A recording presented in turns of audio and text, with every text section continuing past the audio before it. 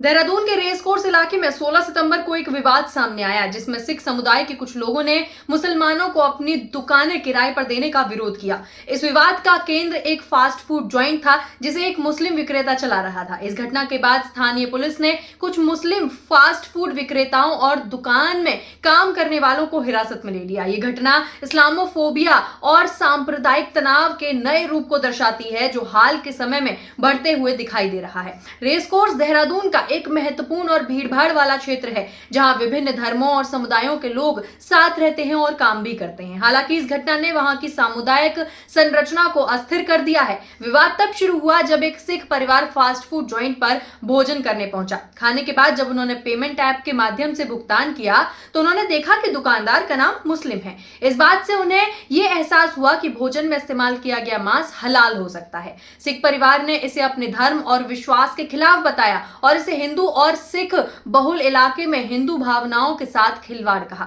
इस घटना के बाद स्थानीय बजरंग दल नेता विकास वर्मा भगवा ने इस मुद्दे को उछाल दिया। इन्होंने आरोप लगाया कि मुस्लिम विक्रेता जानबूझकर हलाल मांस परोस रहे हैं, जिससे हिंदू और सिख समुदायों की धार्मिक भावनाएं आहत हो रही हैं। उनके इस बयान ने तनाव को और बढ़ावा दिया और कुछ सिख दुकानदारों ने भी मुसलमानों को अपनी दुकानें किराए पर देने का विरोध जताया।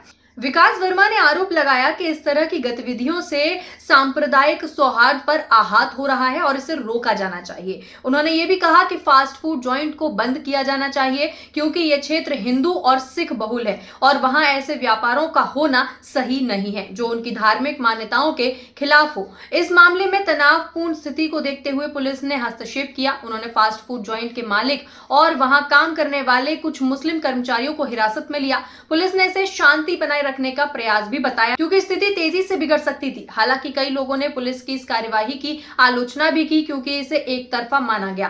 पुलिस समुदाय के नेताओं का कहना है कि पुलिस ने केवल मुस्लिम विक्रेताओं को निशाना बनाया, जबकि असली मुद्दा धार्मिक अहिष्णुता और सांप्रदायिक राजनीति का है। यह घटना केवल स्थानीय स्तर पर नहीं रुकी, बल्कि देहरादून और आसपास के क्षेत्रों में इस मुद्दे को लेकर सोशल मीडिया पर भी बहस छिड़ गई।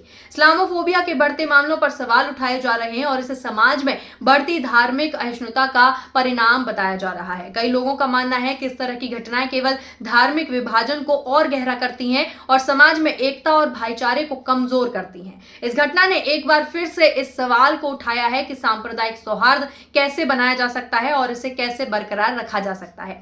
एक ऐसे देश में जहां विभिन्न धर्मों और संस्कृतियों के लोग साथ रहते हैं, इस तरह की घटनाएं समाज के ताने बाने को नुकसान पहुंचा सकती हैं। धार्मिक मतभेदों को भुलाकर एक दूसरे के प्रति सम्मान और सहिष्णुता का भाव रखना अत्यंत आवश्यक है। सिख धर्म और इस्लाम दोनों ही शांति, करुणा और समानता की शिक्षा देते हैं। इन दोनों समुदायों के बीच आपसी समझ और सहयोग की लंबी परंपरा रही है, लेकिन हाल की घटनाओं ने इन सद्भाव को झकझोर कर रख दिया है। इस स्थिति में दोनों समुदायों के नेताओं की जिम्मेदारी बनती है कि वे इस तनाव को खत्म करने के लिए संवाद स्थापित करें और शांति का मार्ग अपनाएं। इस विवाद को लेकर मीडिया और राजनेताओं की भूमिका भी महत्वपूर्ण रही है। बजरंग दल जैसे संगठनों ने इस मुद्दे को सांप्रदायिक रंग देने की कोशिश की है, जबकि कुछ मीडिया प्लेटफॉर्म्स ने इसे बढ़ा चढ़ाकर पेश किया है। इससे तनाव और भी बढ़ गया। राजनीतिक दलों ने भी इस मुद्दे का फायदा उठाने की कोशिश की। कुछ राजनीतिक दलों ने सिखों और हिंदुओं के समर्थन में बयान दिए, जबकि कुछ ने मुसलमानों की सुरक्षा और उनके अधिकारों की भी बात की। इस तरह की राजनीति समाज को विभाजित करती है और इसका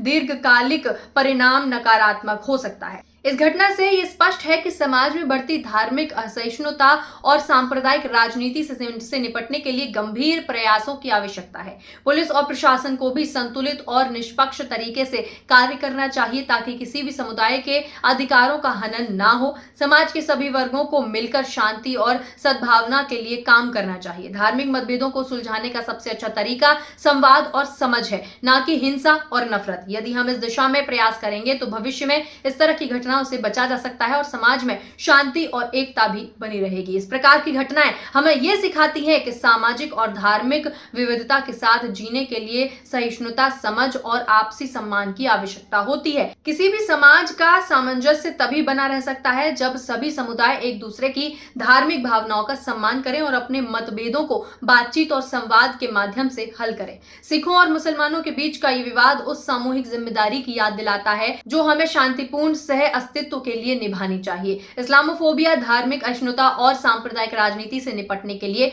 समाज को एकजुट होना होगा और ऐसी घटनाओं से निपटने के लिए एक सकारात्मक दृष्टिकोण अपनाना होगा। आखिरकार शांति, सह अस्तित्व और सामुदायिक सौहार्द की भावना को बढ़ावा देना ही हमारे समाज को मजबूत बना सकता है। इसके साथ फिलहाल इस रिपोर्ट में इतना ही। बाकी की तमाम खबरों के लिए आप देखते रहिए मिलत टाइम्स। धन्यवाद। मिलत टाइम्स को जारी रखने और मजबूत बनाने के लिए हमारी आर्थिक सहायता कीजिए।